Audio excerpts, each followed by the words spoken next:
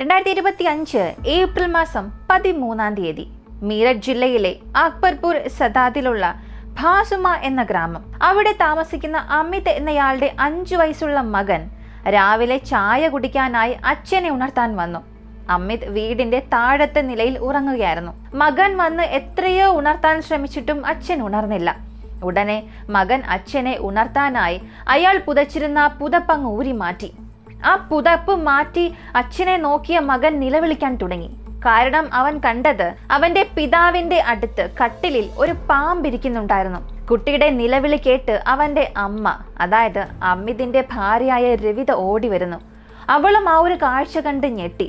അവളും ഉറക്കെ നിലവിളിക്കാൻ തുടങ്ങി. ഈ ശബ്ദം മീററ്റിലെ ഭാസുമ എന്ന ഗ്രാമം മുഴുവനിലും കേട്ടു. എല്ലാവരും ആ പ്രദേശത്തേക്ക് ഓടിയെത്തി. അന്ന് ആ വീട്ടിൽ രവിത, അവരുടെ 3 മക്കൾ, അമിതിന്റെ അമ്മ, അച്ഛനായ വിജയ്പാൽ ഇവരായിരുന്നു ഉണ്ടായിരുന്നത്. അമിത് കിടക്കയിൽ അങ്ങനെ അനങ്ങാതെ കിടക്കുകയാണ്. ഇടത് കൈക്ക് അടുത്തായിട്ടാണ് പാമ്പിരുന്നത്. ഇപ്പോ ആ ഒരു സാഹചര്യത്തിൽ ആരും അടുത്തേക്ക് പോകാൻ പോലും ധൈര്യപ്പെട്ടില്ല. ഒരു പക്ഷെ അടുത്താരെങ്കിലും പോയാൽ പാമ്പ് വീണ്ടും അവരെ കടിച്ചാലോ? ആ ഒരു സമയത്ത് അമിത് ജീവനോടെ ഉണ്ടോ ഇല്ലയോ എന്നുള്ളത് പോലും നിശ്ചയിക്കാനാകാത്ത ഒരവസ്ഥ. ഉടൻ തന്നെ ഗ്രാമവാസികളിൽ ചിലർ ഒരു പാമ്പ് പിടുത്തക്കാരനെ വിളിച്ചു. അടുത്ത ഗ്രാമത്തിൽ നിന്നും ഉടൻ തന്നെ പാമ്പ് പിടിക്കുന്ന ഒരാൾ വരികയും ചെയ്തു. അയാൾ വന്ന് ആ പാമ്പിനെ പിടിച്ചു. പക്ഷേ അമിത് അപ്പോഴത്തേക്കും മരിച്ചിരുന്നു. അമിതിന്റെ മരണം ആ കുടുംബത്തിൽ മുഴുവനും വലിയൊരു കൂളിളക്കമുണ്ടാക്കി. അമിതിന്റെ മാതാപിതാക്കൾ, ഭാര്യ രവിത, 3 കുട്ടികളും വാവിട്ട് കരയാൻ തുടങ്ങി.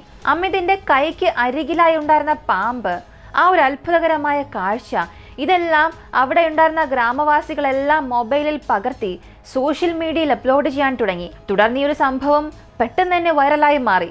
ഈ ഒരു വാർത്ത എല്ലായിടത്തും പടർന്നു. രാത്രി മുഴുവനും പാമ്പ് അയാളെ 10 തവണ കടിച്ചുവെന്നും രാവിലെ വരെയും അമിതിന്റെ അരികിൽ തന്നെ ആ പാമ്പ് ഇരുന്നുവെന്നും ഗ്രാമത്തിലെ ആളുകൾ പലതരത്തിൽ ഇതിനെ സംസാരിക്കാൻ തുടങ്ങി. ചിലർ ഇതിനെ പൂർവ്വജന്മത്തിലെ വൈരാഗ്യമാണെന്നും പറയുന്നു. ചിലർ ഇതിനെ ഇച്ഛാധാരിയായ ഒരു സർപ്പം അല്ലെങ്കിൽ ഒരു നാഗകന്യക, വിഷകന്യക എന്നുള്ള രീതിയിൽ കഥകളൊക്കെ പറഞ്ഞ് പടർത്താൻ തുടങ്ങി. ഈ സാധാരണ മനുഷ്യരെ പാമ്പ് കടിച്ചു കൊല്ലുന്ന സംഭവങ്ങൾ ഈ ഗ്രാമങ്ങളിലും പട്ടണങ്ങളിലും ഒക്കെ പതിവായിട്ടുണ്ട്. എന്നാൽ ഇവിടെ ഈ സംഭവിച്ചത് അതിൽ നിന്നും തികച്ചും വ്യത്യസ്തമാണ്. ഇവിടെ ഒരുപാട് സംശയങ്ങൾ പലർക്കും ഉണ്ടായിരുന്നു, പ്രധാനമായും അമിതിന്റെ അമ്മയ്ക്ക്. അപ്പോൾ ഇതൊരു അസ്വാഭാവികമായ മരണമായതിനാൽ പോലീസ് ഇടപെടേണ്ടതും അത്യാവശ്യമായിരുന്നു. അങ്ങനെ സംഭവ സ്ഥലത്ത് പോലീസ് എത്തി അമിതിന്റെ മൃതദേഹം കൊണ്ടുപോയി പോസ്റ്റ്മോർട്ടം ചെയ്യാൻ അയച്ചു. ഗ്രാമവാസികൾ വെറുതെയാണ് പറഞ്ഞതെങ്കിലും സത്യത്തിൽ ഇതൊരു വിഷകന്യകയുടെ പ്രതികാരം തന്നെയായിരുന്നു. വ്യത്യസ്തമായ മറ്റൊരു രൂപത്തിൽ അത് യാഥാർത്ഥ്യമാകാൻ പോകുന്നുവെന്ന് ആ ഗ്രാമവാസികൾ അന്ന് അറിഞ്ഞിരുന്നില്ല.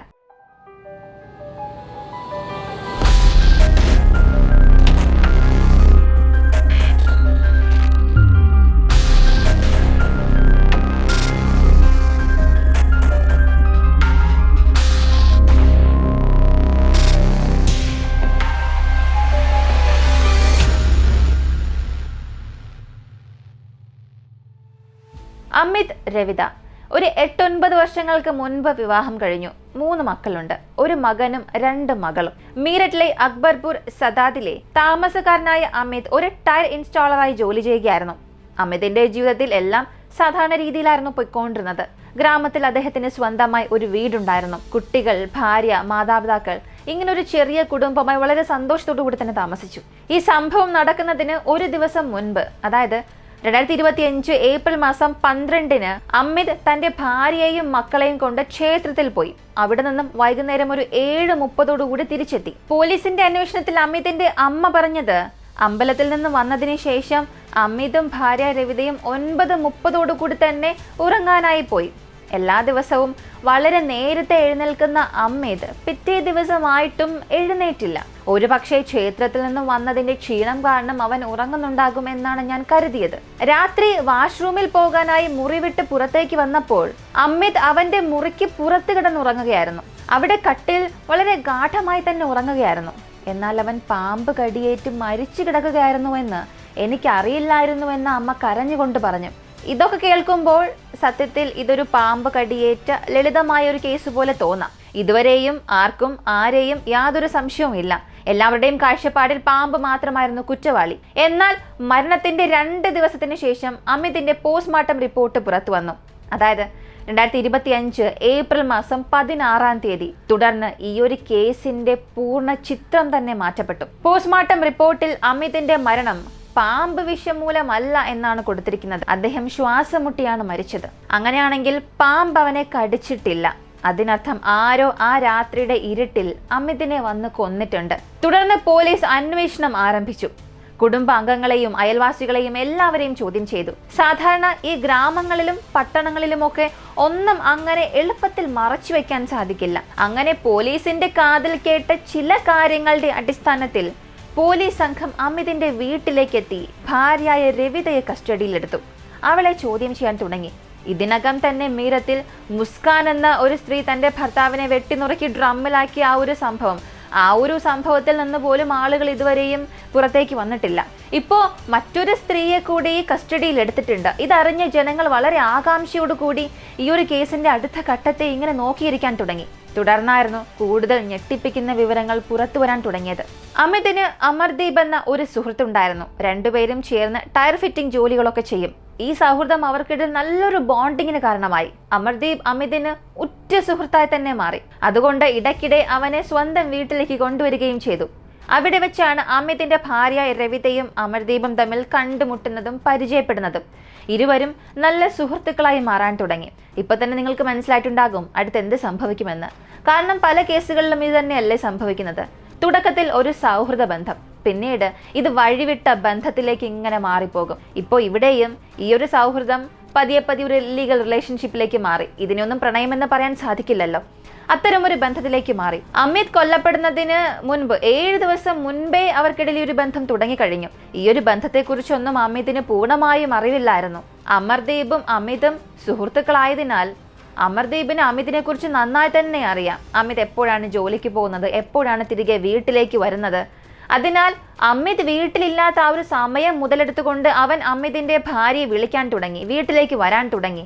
രവിത മാത്രമുള്ളപ്പോൾ ആ വീട്ടിലേക്ക് പോകാനും തുടങ്ങി. ഇരുവരും ആ വീട്ടിൽ വെച്ച് തന്നെ രഹസ്യത്തിൽ അടുപ്പമായി. ഇതിലൊന്നും ആർക്കും യാതൊരു സൂചനയും ലഭിച്ചില്ല. കാരണം കുട്ടികളും വളരെ ചെറിയ കുട്ടികളായിരുന്നു. രവിതയുടെ അമ്മായച്ചനെ കുറിച്ച് പറയുകയാണെങ്കിൽ അദ്ദേഹം വൃദ്ധനും രോഗിയുമാണ്, ഒരു കിടപ്പ് രോഗിയാണ്. അടുത്ത് രവിതയുടെ അമ്മായിയമ്മയെ കുറിച്ച് പറയുകയാണെങ്കിൽ അവർക്ക് മറ്റു പ്രശ്നങ്ങളൊന്നും ഇല്ല, എന്നാൽ ചെറിയൊരു കേൾവിക്കുറവുണ്ട്. രവിതയുടെ അമ്മായിയമ്മയ്ക്ക് ചെറിയ ചില കാര്യങ്ങളൊക്കെ ഇങ്ങനെ കേൾക്കാൻ സാധിച്ചെങ്കിൽ പോലും അവരത് വലിയ കാര്യമാക്കിയില്ല. പക്ഷെ ഇവിടെ ശ്രദ്ധിക്കേണ്ട മറ്റൊരു കൂട്ടരുണ്ട്, ഈ അയൽക്കാർ. അയൽക്കാരുടെ കാതിൽ നിന്നും കണ്ണിൽ നിന്നും ഒന്നും നമുക്ക് ഒളിച്ചു വയ്ക്കാൻ സാധിക്കില്ലല്ലോ. അത് വളരെ പ്രയാസമാണ്. അതിവിടെയും സംഭവിച്ചു. അയൽക്കാർക്ക് ഇവരുടെ ഈ ഒരു ബന്ധത്തിൽ ചെറിയൊരു അസ്വസ്ഥത അനുഭവപ്പെട്ടു. ഈ ഗ്രാമവാസികളിൽ നിന്നുള്ള ആശങ്കകളും ആക്ഷേപങ്ങളും അമിതിന്റെ കാതിലേക്കും എത്തി. പിന്നീട് അമിതിനും ചെറിയൊരു സംശയം തോന്നി. രവിതയുടെ ഫോൺ പരിശോധിച്ചു. ആ സമയം രവിതയും അമർദീപും തമ്മിലുള്ള ഈ പ്രേമ സന്ദേശങ്ങൾ കണ്ടെടുത്തു. പിന്നീട് ഇവരുടെ ബന്ധം ക്രമേണ ഇങ്ങനെ വഷളാകാൻ തുടങ്ങി. ഇവർക്കിടയിൽ അഭിപ്രായ വ്യത്യാസങ്ങൾ ഉണ്ടാകാൻ തുടങ്ങി. വഴക്കാരംഭിക്കുന്നു. രവിതയോട് ഇതിനെക്കുറിച്ച് ചോദിച്ചപ്പോൾ അവൾ ക്ഷമ ചോദിച്ച് തന്നോട് ക്ഷമിക്കണം എന്നൊക്കെ അഭ്യർത്ഥിക്കുകയല്ല ചെയ്തത്. അവൾ തിരികെ എതിർക്കാനാണ് ശ്രമിച്ചത്. ആ ദേഷ്യത്തിൽ നിന്നും ഒരു ശാരീരിക പോരാട്ടത്തിലേക്ക് ഈ സംഭാഷണങ്ങൾ അങ്ങനെ വളർന്നു വന്നു. അമിതിന്റെ ദേഷ്യം രവിതയോട് മാത്രമാണോ എന്ന് ചോദിച്ചാൽ തീർച്ചയായും ഇല്ല. അത് അമർദീപിനോടും ഉണ്ടായിരുന്നു. കാരണം ഉറ്റ സുഹൃത്തിനെ പോലെ കണ്ടവൻ, പറഞ്ഞു വന്നാൽ ഒരു സഹോദരനെ പോലെ കണ്ടവൻ അവനെ വിശ്വസിച്ച് വീടിനുള്ളിലേക്ക് കയറ്റി. എന്നാൽ അവൻ തൻ്റെ ഭാര്യയോട് തന്നെ അങ്ങനെ പെരുമാറി. സുഹൃത്തായി കണക്കാക്കി വീട്ടിലേക്ക് കൊണ്ടുവന്നതിന് അവൻ നൽകിയ സമ്മാനമാണോ ഇത്? അതിനാൽ ഈ വിഷയവുമായി ബന്ധപ്പെട്ട് മാർച്ച് മാസം 20-ാം തീയതി അമിതിനും അമർദീപിനും ഇടയിൽ ഒരു വലിയ വഴക്ക് തന്നെ ഉണ്ടായി. അതിൽ അമിത് അമർദീപിനെ മോശമായി അട്ടിക്കുകയും ചെയ്തു. ഇതിലൂടെ അമറിന്റെ കയ്യിലും ഒരു പരിക്ക് പറ്റിയിരുന്നു. ഇനി നിങ്ങൾ ഈ പ്രവൃത്തി വീണ്ടും ആവർത്തിക്കുകയാണെങ്കിൽ ഇതേ കാര്യം വീണ്ടും ഞാൻ ചെയ്യുമെന്ന് അയാൾ ഭീഷണിപ്പെടുത്തി. അമിത് ഭീഷണിപ്പെടുത്തി. എന്റെ കുടുംബത്തിന്റെ അടുത്തുപോലും നിന്നെ ഇനി കാണാൻ പാടില്ല എന്നും അമർദീപിനോട് പറഞ്ഞു. പോരാത്തതിന് രവിതയോട് ഇനി നീ വീട് വിട്ട് പുറത്തു പോകാൻ പാടില്ല എന്നുള്ള നിയന്ത്രണങ്ങൾ ഏർപ്പെടുത്തി. അമിത് വിചാരിച്ചത് ഒരുപക്ഷെ ഇങ്ങനെയെല്ലാം ചെയ്താൽ എല്ലാം ശരിയാകുമെന്നായിരുന്നു. പക്ഷേ അദ്ദേഹത്തിന്റെ ഏറ്റവും വലിയൊരു തെറ്റിദ്ധാരണ മാത്രമായിരുന്നു അത്. നമ്മൾ പല കേസുകളിലും കണ്ടിട്ടുണ്ട്, ഒരാൾക്ക് നമ്മൾ ഒരവസരം നൽകുന്നതിലൂടെ സ്വന്തം ജീവൻ തന്നെയാണ് നമ്മൾ നഷ്ടപ്പെടുത്തുക. അതാണ് ഇവിടെയും അടുത്ത് സംഭവിക്കാൻ പോകുന്നത്. ഭാര്യയ്ക്ക് അയാൾ ഒരു അവസരം നൽകി, എന്നാൽ അതിലൂടെ തൻ്റെ ജീവൻ തന്നെ ആപത്തായി മാറുമെന്ന് അമിത് ആ സമയം ഒട്ടും ചിന്തിച്ചില്ല. കാരണം ഭാര്യയായ രവിതയ്ക്ക് അമർദീപിന്റെ കൂടെ ജീവിച്ചാൽ മതി. അതിന് തടസ്സമായി നിൽക്കുന്നത് ഭർത്താവാണ്. അതുകൊണ്ട് തങ്ങളുടെ ജീവിതത്തിൽ നിന്നും എന്നേക്കുമായി അയാളെ നീക്കം ചെയ്യാൻ തീരുമാനിച്ചു. അതിനായി അവളൊരു പദ്ധതി ഉണ്ടാക്കാൻ തുടങ്ങി. ആ പദ്ധതിക്ക് അമർദീപിനെയും കൂടെ ചേർത്തു. 2025 ഏപ്രിൽ മാസം 12-ാം തീയതി അമിതിന്റെ കൂടെ തന്നെ ഭാര്യയും മക്കളും ക്ഷേത്രത്തിലേക്ക് പോയി. അന്നായിരുന്നു അമിതിനെ കൊല്ലാൻ രവിത പദ്ധതിയിട്ടിരുന്നത്. ക്ഷേത്രത്തിൽ പോയി തിരികെ വന്നു. എല്ലാവരും ഉറങ്ങാൻ കിടന്നു. രാത്രി എല്ലാവരും ഉറങ്ങിയപ്പോൾ വളരെ രഹസ്യമായി അമർദീപിനെ വീടിനുള്ളിലേക്ക് രവിത വിളിച്ചു കൊണ്ടുവന്നു. ഞാൻ ഇതിനകം പറഞ്ഞു, അമിതിന്റെ അച്ഛന് പക്ഷാഘാതമുണ്ട്, അമ്മയ്ക്ക് കേൾവിക്കുറവുണ്ടായിരുന്നു. അതുകൊണ്ട് തന്നെ അമർദീപ് വീട്ടിലേക്ക് കയറിയതിന്റെ യാതൊരു സൂചനയും ആർക്കും ലഭിച്ചില്ല. അമീറും മക്കളും 1-ാം നിലയിൽ കിടന്നുറങ്ങുകയാണ്. അമിത് ഒരല്പസമയം അമർദീപിനെ നോക്കി നിന്നു. അവന് വല്ലാത്ത ദേഷ്യമുണ്ടായിരുന്നു. ഇനി ഒരു സെക്കൻഡ് പോലും പാഴാക്കരുത്. അമർദീപ് നല്ല ഉറക്കത്തിലാണ്. ഉടൻ തന്നെ അമർദീപ് അമിതിന്റെ നെഞ്ചിൽ കയറിയിരുന്നു. ഭാര്യയായ രവിത ഭർത്താവിന്റെ 2 കൈകളും പിടിച്ചു വെച്ചു. അമർദീപ് ഉടൻ തന്നെ അമിതിന്റെ കഴുത്ത് ഞെരിച്ചു കൊല്ലാൻ തുടങ്ങി. ഇപ്പൊ അമിതിന് എന്ത് സംഭവിക്കുന്നുവെന്നൊന്നും മനസ്സിലായില്ല. കണ്ണ് തുറക്കാൻ സാധിക്കുന്നില്ല. എന്നാൽ അങ്ങനെ തുറക്കുമ്പോഴും തന്റെ കൺമുൻപിൽ കാണുന്ന കാഴ്ച ഒരു മങ്ങിയ രീതിയിലാണെങ്കിലും അവനത് കണ്ടു. കൺമുൻപിലിരുന്ന് തന്റെ കഴുത്ത് ഞെരിക്കുന്ന ഉറ്റ സുഹൃത്ത്, തൊട്ടടുത്ത് തന്റെ 2 കൈകളും മുറുകെ പിടിച്ചു വെച്ചിരിക്കുന്ന ഭാര്യ. നിസ്സഹായനായ അമിത് സ്വയം മോചിപ്പിക്കാൻ ഒരുപാട് ശ്രമിച്ചു. പക്ഷെ പരാജയപ്പെട്ടു. അമിതിന് മനസ്സിലായി ഇത് തന്റെ അവസാനത്തെ നിമിഷങ്ങളാണെന്ന്. ഒരുപക്ഷെ ഭാര്യയ്ക്ക് വീണ്ടും ഒരു അവസരം കൊടുത്തതിനെ ഓർത്ത് അദ്ദേഹം ആ സമയം ദുഃഖിച്ചിട്ടുണ്ടാകാം. മനസ്സിൽ ഒരു മിന്നൽ പോലെ അത് വന്നു പോയിട്ടുണ്ടാകാം. എന്തായാലും എല്ലാം ശരിയാകും എന്ന് വിചാരിച്ച അമിതിന്റെ പദ്ധതികളെല്ലാം അവിടെ പരാജയപ്പെട്ടു. എന്നാൽ ഭാര്യയുടെ പദ്ധതികളെല്ലാം അവിടെ വിജയിച്ചു. ഇതിനു മുൻപ് ആദ്യം രവിതയുടെ പദ്ധതി അമിത് ഉറങ്ങുമ്പോൾ വിഷം കുത്തിവെക്കാം എന്നായിരുന്നു. പാമ്പിനെ കൊണ്ടുവന്ന് മുകളിൽ വയ്ക്കണം, പാമ്പ് അയാളെ കടിക്കും, പാമ്പ് കടിയേച്ച് മരിച്ചതാണെന്നൊക്കെ നമുക്ക് പറയാം. എന്നാൽ പിന്നീട് ഈ ഒരു പദ്ധതിയെക്കുറിച്ച് രവിതയുടെ മനസ്സിൽ എന്തോ ഒരു ഉത്കണ്ഠ വന്നു. നമ്മൾ പാമ്പ് കൊണ്ടുവന്ന് മുകളിൽ വെച്ച് ഇനി പാമ്പ് അയാളെ കടിച്ചില്ലെങ്കിൽ എന്ത് സംഭവിക്കും? ഒരുപക്ഷെ അദ്ദേഹം പെട്ടെന്ന് ഉണർന്നാൽ എന്ത് സംഭവിക്കും? അദ്ദേഹത്തിന് സംശയം കൂടും. ഇനി പാമ്പ് അയാളെ കടിക്കുന്നതിന് പകരം താഴെ ഇറങ്ങിവെന്ന് മക്കൾ അതിനെ കണ്ടാൽ മക്കൾ ഭയപ്പെടും. വീണ്ടും എല്ലാവരും അലറി നിലവിളിക്കാൻ തുടങ്ങും. അത് വീണ്ടും പ്രശ്നങ്ങൾക്ക് വഴിയൊരുക്കും. അതുകൊണ്ട് അവൾ ആ പദ്ധതി അങ്ങ് മാറ്റിവെച്ചു. പൂർണ്ണമായും മാറ്റിവെച്ചില്ല, മറിച്ച് മറ്റൊരു പദ്ധതിയിലേക്ക് അവൾ വന്നു. അങ്ങനെയാണ് അമർദീപിനെ കൊണ്ടുവന്ന് അമിതിനെ ശ്വാസം മുട്ടിച്ചു കൊല്ലുക എന്ന പദ്ധതിയിലേക്ക് വന്നത്. എന്നിട്ട് 1-ാം നിലയിലുണ്ടായിരുന്ന അവന്റെ മൃതദേഹം പുറത്ത് മുറ്റത്തേക്ക് കൊണ്ടുവന്നു. അവിടെ ഒരു കട്ടിലിട്ട് അവിടെ കിടത്തി. ഒരു പാമ്പിനെ അവന് മുകളിൽ വയ്ക്കുകയും ഒരു പുതപ്പിട്ട് മൂടുകയും ചെയ്തു. ആ വേനൽക്കാലത്ത് പുതപ്പിനുള്ളിലേക്ക് കയറിയ പാമ്പ് അവനെ കടിച്ചു, അവൻ മരിച്ചു എന്നൊക്കെ വരുത്തി തീർക്കാനായിരുന്നു ഈ 2 പേരും ശ്രമിച്ചത്. ഈ പാമ്പിനെ മറ്റൊരു ഗ്രാമത്തിൽ നിന്നായിരുന്നു അമർദീപ് വാങ്ങിയത്. ഇവരുടെ പദ്ധതികളെല്ലാം കൃത്യമായി നടപ്പിലാക്കിയതിനു ശേഷം അമർദീപ് അവന്റെ വീട്ടിലേക്കും രവിത ഉറങ്ങാനും പോയി. ഇപ്പോഴാണ് അമിതിന്റെ അമ്മ വാഷ്റൂമിൽ പോകാനായി പുറത്തേക്ക് വന്നത്. ആ സമയം നോക്കിയപ്പോൾ തന്റെ മുറി വിട്ട് അമിത് പുറത്ത് കിടക്കുന്നതായിരുന്നു അമ്മ കണ്ടത്. അതും ആ കൊടും ചൂടിൽ പുതപ്പിൽ പൊതിഞ്ഞു കിടന്ന മകനെ കണ്ടപ്പോൾ അവർക്ക് ഒരല്പം വിചിത്രമായി തോന്നി. പക്ഷെ അവൻ ഗാഢനിദ്രയിലായിരുന്നു, അതുകൊണ്ട് ഉറങ്ങുകയാകാം. അവനെ ശല്യം ചെയ്യണ്ട എന്ന അമ്മ കരുതി. എന്നിട്ട് തിരികെ പോയി. പക്ഷേ കൊലയാളി എത്ര മിടുക്കനായിരുന്നാലും ഇവിടെ അല്ലെങ്കിൽ മറ്റൊരിടത്ത് അവനൊരു തെറ്റുപറ്റും. ഇത് ഈ കേസിലും സംഭവിക്കുക തന്നെ ചെയ്തു. ഈ മീററ്റിനടുത്തുള്ള പാമ്പാട്ടിയുടെ ഗ്രാമം മമ്മദ്പൂർ സിഖേർ എന്നൊരു ഗ്രാമമായിരുന്നു. ഇയാളിൽ നിന്നും 1000 രൂപയ്ക്കാണ് ഇവൻ ഈ പാമ്പ് വാങ്ങിയത്. ഈ ഒരു പാമ്പ് ഇന്ത്യൻ റാറ്റ് സ്നേക്ക് എന്നാണ് അറിയപ്പെടുന്നത്. ഇതിന്റെ ചടുലതയും വേഗതയും കാരണമാണ് ഇതിന് ഇങ്ങനൊരു പേര് വന്നത്. പക്ഷേ ഇവിടെ ഒരു പ്രശ്നം, യഥാർത്ഥത്തിൽ അതൊരു വിഷപ്പാമ്പല്ലായിരുന്നു. ഇതിനെക്കുറിച്ചുള്ള യാതൊരു അറിവും രവിതയ്ക്കോ അമർദീപിനോ ഉണ്ടായിരുന്നില്ല. അവർ മറന്നു പോയത് അല്ലെങ്കിൽ അറിയാൻ വിട്ടുപോയൊരു പ്രധാനപ്പെട്ട കാര്യം ഇത് തന്നെയായിരുന്നു. ഇതായിരുന്നു പിന്നീട് പോസ്റ്റ്മോർട്ടം റിപ്പോർട്ടിലൂടെ പുറത്തു വന്നത്. അവർ പിടിയിലാകേണ്ട വാതിൽ തുറന്നതും ഇത് തന്നെയായിരുന്നു. പോസ്റ്റ്മോർട്ടം റിപ്പോർട്ടിൽ ഏത് തരത്തിലുള്ള വിഷത്തെക്കുറിച്ചും പരാമർശിച്ചിരുന്നില്ല. തൊണ്ടയിലും മുഖത്തും ചുണ്ടിലുമൊക്കെ മുറിവേറ്റ പാടുകൾ ഉണ്ടായിരുന്നു. പോലീസ് ഉടൻ തന്നെ മമ്മദ്പൂർ ഗ്രാമത്തിൽ നിന്നും പാമ്പാട്ടിയെ ചോദ്യം ചെയ്യാനായി കസ്റ്റഡിയിലെടുത്തു. തന്റെ കയ്യിൽ നിന്നും 1000 രൂപയ്ക്ക് അമർദീപ് ഈ പാമ്പ് വാങ്ങിയതാണെന്ന് അയാൾ പറഞ്ഞു. പോലീസ് ഉടൻ തന്നെ രവിതയെ അറസ്റ്റ് ചെയ്ത് അമർദീപിനെയും കസ്റ്റഡിയിലെടുത്ത് ചോദ്യം ചെയ്തു. പക്ഷെ ഇവിടെയും ഈ രവിതയ്ക്ക് തന്റെ പ്രവൃത്തികളിൽ യാതൊരു ഖേദവുമില്ലായിരുന്നു. നേരെ മറിച്ച് സ്വന്തം ഭർത്താവിനെ കുറ്റപ്പെടുത്തുകയാണ് ചെയ്തത്. അയാളെ ഞാൻ വിവാഹം കഴിച്ച് വർഷങ്ങളോളം ഞാൻ ജീവിച്ചു. അമിത് വർഷങ്ങളായി തന്നെ നിരന്തരം പീഡിപ്പിക്കുകയും മർദ്ദിക്കുകയും ചെയ്തു എന്നാണ് അവളുടെ ഒരു ന്യായീകരണം. രവിതയുടെ ഒരു പ്രസ്താവനയോട് നമുക്ക് എങ്ങനെ അംഗീകരിക്കാൻ സാധിക്കും? അവൾക്ക് ഈ പീഡനങ്ങൾ സഹിക്കാൻ കഴിയുന്നില്ല എന്നുണ്ടെങ്കിൽ സ്വസ്ഥമായി വിവാഹമോചനം നേടാം, അല്ലെങ്കിൽ ഭർത്താവിനെയും മക്കളെയും ഉപേക്ഷിച്ച് അവൾക്ക് ഇഷ്ടമുള്ള ജീവിതത്തിലേക്ക് കടക്കാം. പക്ഷെ ഇവിടെ എന്താണ് സംഭവിച്ചത്? ആ 3 കുട്ടികൾ എന്ത് തെറ്റാണ് ചെയ്തത്? ഇപ്പോ അമ്മയും ഇല്ല, അച്ഛനും നഷ്ടപ്പെട്ട അവസ്ഥ.